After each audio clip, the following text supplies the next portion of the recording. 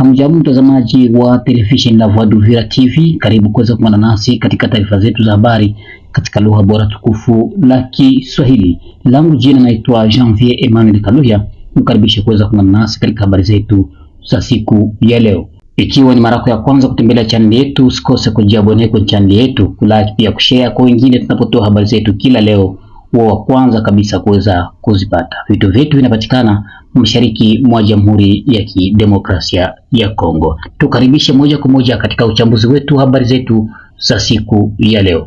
Katika uchambuzi yale ambayo tutakayozungumzia kwa siku ya leo, tutazungumzia kabisa kuhusu hali ya vita ambavyo vinavyoendelea mashariki mwa Jamhuri ya Kidemokrasia ya Kongo.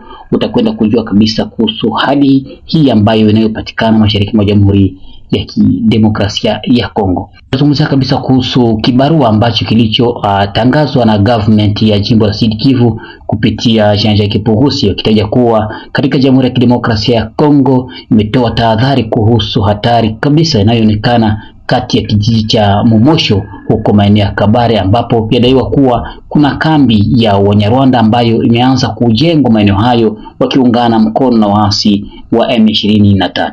Serikali ya mkoa wa Sud Kivu imekwenda kulaani kitendo hicho. Utakwenda kujua mengi kabisa katika habari hiyo. Tutazungumzia kuhusu hali ya M23 ambayo imeanza kuomba kufutwa kwa hukumu za mahakama dhidi ya wanachama wake, lakini serikali ya Jamhuri ya Kidemokrasia ya Kongo imekwenda kutupilia mbali kabisa hali hiyo. Utakwenda kujua mengi zaidi, wakitaja kuwa zile sanction ambazo ziliweza kuwekwa kati ya viongozi wa M23 ziweze kuondolewa, lakini serikali ya Jamhuri ya Kidemokrasia ya Kongo ilikwenda kukata kupitia tangazo ambayo imetolewa pia kutoka kwa kundi linalojiita Front Populaire pour la Libération du Congo FPCLA ndani ya Republique Democratique du Congo. Aliweza kutaja kuwa maeneo ya Lubero, Kasisi, kuna kuwa na mashimo mane kabisa ambayo iliweza gunduliwa, ikiwa kwa sasa hapo tunaita katika lugha ya Kimombo mafosse commune, ambapo walikuta kabisa kuna baadhi ya raia wengi ambao waliozikwa kwenye mashimo hayo. Na baada ya M23 kuweza kuondoka maeneo hayo, raia wazalendo pamoja na jeshi la taifa waliweza kuwasili mahali hapo, ambapo wataja kuwa sehemu 4 za gundulika kabisa zikiwa zimeweza kuzikwa watu wengi. Haya na mengine tukaribishe kuweza kuungana nasi katika habari zetu za kila leo. Ikiwa ni mara ya kwanza kabisa, kuna nambari yetu ya WhatsApp iko hapo chini. Ukiwa unataka tukuunge kwenye group letu la WhatsApp, unaweza kutuandikia moja kwa moja, tunaweza tukuunga kwenye group letu la WhatsApp. Tuanze na habari zetu za jimboni Kivu Kusini. Ni tariki 8 Aprili mwaka 2026 huko maeneo ya Uvira, ambapo serikali ya mkoa wa Sud Kivu katika Jamhuri ya Kidemokrasia ya Kongo imetoa tahadhari kuhusu hali ya hatari kabisa inayotokea katika kijiji cha Mosho huko maeneo ya Kabare. Inasema kuwa wanajeshi wa Rwanda wanaodaiwa kuungwa mkono na waasi wa M23 wameingia ndani ya ardhi ya Kongo na wanaanza kujenga kambi zao za kijeshi. Serikali imeeleza kuwa hatua hii ni ukiukaji wa mipaka na uhuru wa taifa, uchokozi dhidi ya serikali ya Jamhuri ya Kidemokrasia ya Kongo. Hivi tukiendelea kunukulu kibarua hicho, kuvunja makubaliano ya kimataifa na kuleta amani mashariki mwa Jamhuri ya Kidemokrasia ya Kongo nchini Kongo. Hatua zilizochukuliwa, serikali ya Sud Kivu imelaani vikali hali hiyo inayotokea. Ujenzi wa kambi hiyo isimamishwe mara moja bila kuangalia nyuma na bila kufuatilia jambo lolote. Inadai wanajeshi wote wa Kigali waweze kuondoka bila masharti yoyote katika ardhi ya Jamhuri ya Kidemokrasia ya Kongo. Inaomba serikali kuu ichukue hatua za haraka kurejesha mamlaka ya dola. Pia imetoa wito kwa jumuiya ya kimataifa kuchukua msimamo wazi dhidi ya hali hiyo.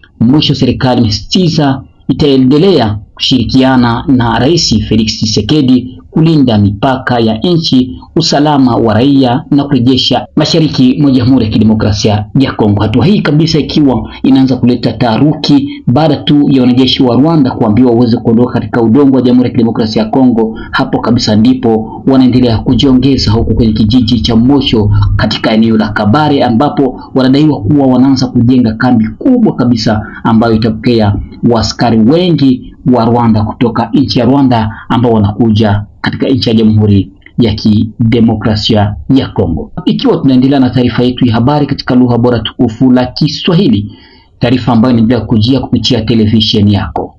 Kundi la AFC M23 inaomba kufutwa kwa hukumu za mahakama dhidi ya wanachama wake, lakini serikali imekataa katukatu. AFC M23 inaomba kufunguliwa tena kwa benki, lakini serikali imekataa na kusisitiza kuwa haiwezi kubali kuweza kufungua. Serikali ya Kinshasa inaomba kufunguliwa tena kwa uwanja wa ndege, lakini AFC M23 imekataa.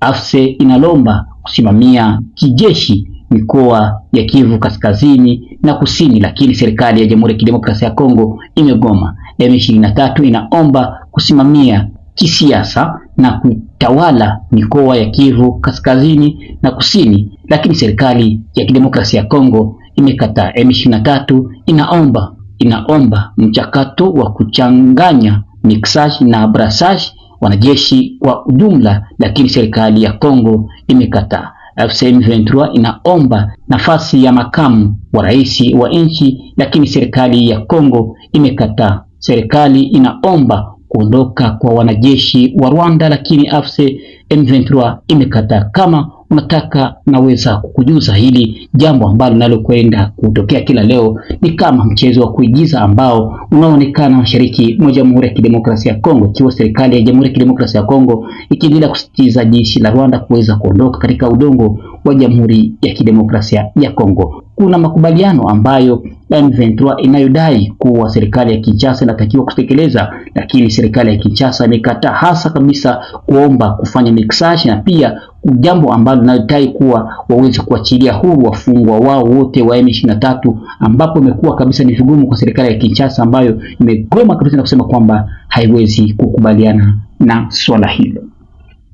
Ikiwa tunaendelea na taarifa yetu ya habari katika lugha bora tukufu la Kiswahili, huko maeneo ya Kasisi katika tarafa la Lubero, Kivu Kaskazini, inasemekana tu baada ya wapiganaji wa AFC M23 kuondoka katika baadhi ya maeneo ya Lubero, vikosi vya FARDC viliweza kuingia maeneo hayo baada tu ya kuweza kuonekana waasi wa M23 waliweza kuondoka maeneo hayo.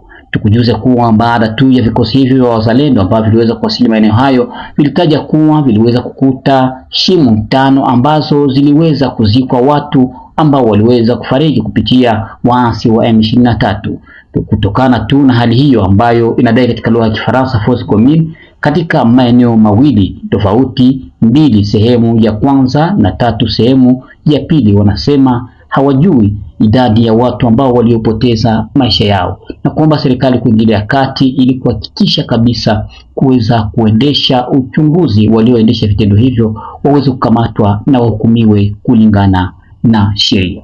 Mtazamaji, ikiwa tunaendelea na taarifa yetu ya habari katika lugha bora tukufu la Kiswahili, tunaendelea kuzungumzia kuhusu vita ambavyo vinavyoendelea mashariki mwa Jamhuri ya Kidemokrasia ya Kongo. Hali vuta ni kuvuta ambayo inayoendelea huko bondeni mwa mto Ruzizi, wakiwa wakaji wa pale maeneo ya Kamanyola wanalaani kabisa vitendo kupitia hatua kali ambayo inayochukuliwa na M23, wakitaja kuwa kila wakaazi wanatakiwa kulipa pesa 2,000 za makongomani, ambapo wanaochuruza kwenye barabara nambari 5 na hasa wale ambao wenye kuwa na duka na wale ambao wasiokuwa na duka, wenye kuwa na nyumba za kulala na wale wasiokuwa na nyumba za kulalia wanatakiwa kulipa serikali ya M23, jambo ambalo kabisa linaendelea kuleta hofu na kuomba serikali kuingilia kati kuweza kuondoa waasi wa M23 maeneo hayo. Bondeni mwa mto Ruzizi, hali ya wasiwasi inaendelea kutanda huko maeneo ya Kiguru kila leo tunapozungumzia habari zetu za kila siku.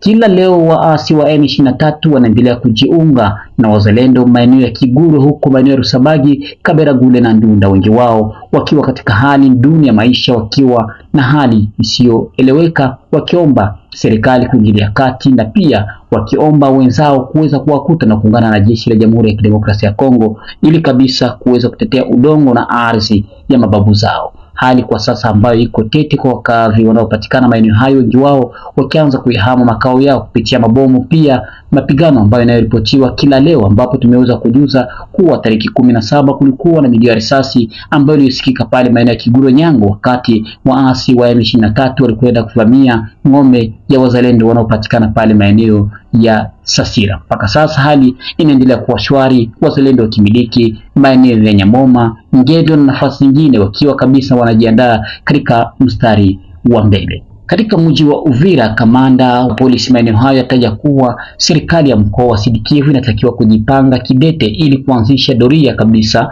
na kuanzisha ulinzi mkubwa kupitia hali ya usalama mdogo ambayo inayoonekana kupitia barabara nambari 5, hasa kwa wale ambao wanaotoka Bukavu wakijielekeza Uvira. Watakiwa kuchunguzwa na vitu vyao pia viweze kuchunguzwa na kuweka ulinzi, kila mtu kuwa mlinzi wa mwenzie ili kuhakikisha kabisa wanalinda raia pamoja na mali yao. Katika hali hiyo ambayo inayotokea kila leo maeneo ya bondeni mwa mto Ruzizi, waasi wa M23 kiendelea kujidai kuweza kuongeza kabisa vikosi vya pale maeneo ya Kamanyola na Sange ili kuhakikisha tena wamerudi kwa mara nyingine katika mji wa Uvira, jambo ambalo kila leo serikali ya mkoa wa Sud Kivu inaendelea kufumbia macho. Wazalendo wanaomba kwa serikali kuwaunga mkono kabisa na kuanza mashambulizi moja kwa moja ili kuweza kuondoa adui ambaye anayepatikana pale Kamanyola, maeneo ya Sange na nafasi nyingine, na kuendelea na mapambano hadi Bukavu. Na ni hapa ndipo tunafika mwisho wa taarifa yetu ya habari katika lugha bora tukufu la Kiswahili, taarifa ambayo imeandaliwa kwenu naye Janvier Emmanuel Kaluhia. Ikiwa ni mara yako ya kwanza kutembelea channel yetu, usikose kujiabonea kwa channel yetu,